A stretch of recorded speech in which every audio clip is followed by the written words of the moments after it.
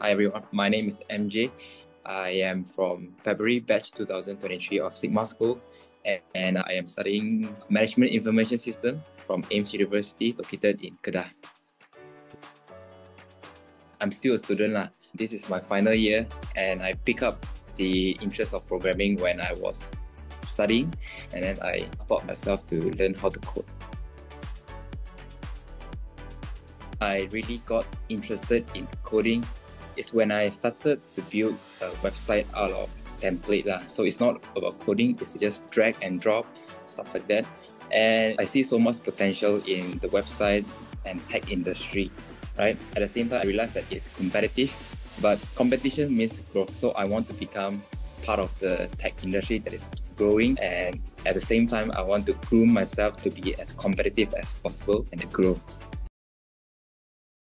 First of all, I want to start by getting a high-paying job, because in tech industry, normally if you know your stuff, you know how to code, you can potentially earn a big buck compared to other industries. So this is the first point. And then after a few years of experience, I would love to venture into building a business startup. So this is my end goal from learning how to code. So I would say that the thought of doing business is always in my blood, and I see much more opportunity in tech. Although it's competitive, but it's definitely worth it if you manage to land in certain place of the industry. I first started learning how to code in 2021.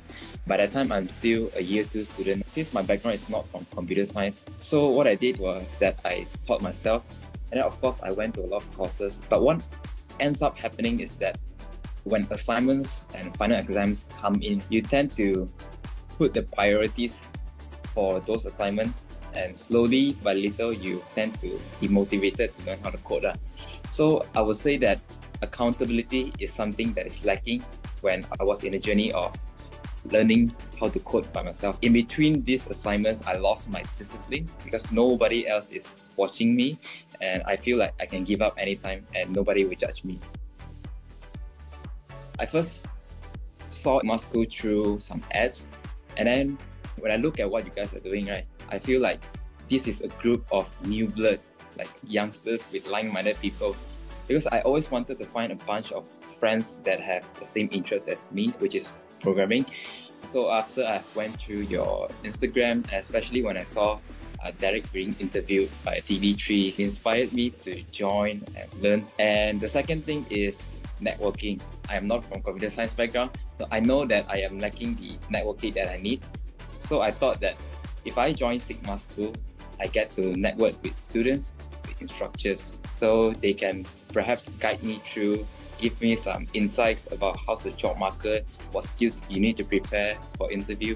So all of this, I think it comes complementary with the lessons. For Sigma School, they don't only teach you how to code, they also provide you a platform to network, to learn from each other, and then the most important thing is to share information among us. So I think networking is one of the most attractive points in Sigma School that made me join as a student. I was in Sigma School for a few months. I realized that my communication skill improved, not only chatting, but also verbally. So because we have this study group, I benefited in two ways. The first one is the communication skill. So eventually I learned how to explain my code and my thought process to my peers. Because all the way when I was learning how to code by myself, all of these thought processes is just in my brain.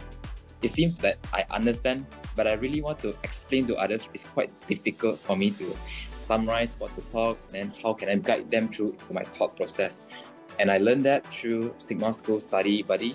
I get to communicate with one of my peers. Then when we discuss about the code, I feel that I need to explain in a simpler way for him to understand what I mean.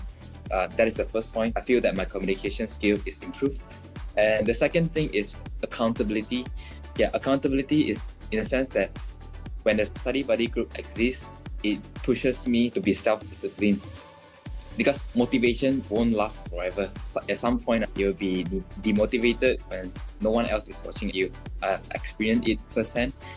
With this study buddy program, I got to keep myself accountable, especially when my peers ask me, hey, how was your progress and where are you now?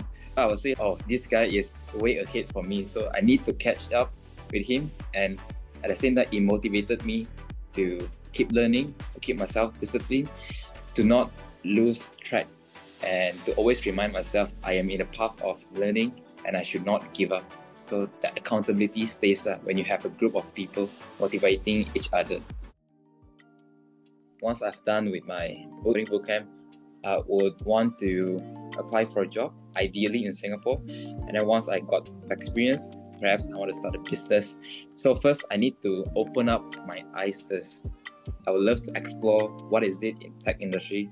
We have so many different areas of IT. I'm not sure which one should I venture in, but eventually I will start with web development because that's my origin. I didn't thought I could become a programmer, but when I really go into understanding how programmers work, not all of them are nerds. And eventually, the ones that was making big bucks, they are very good at communication.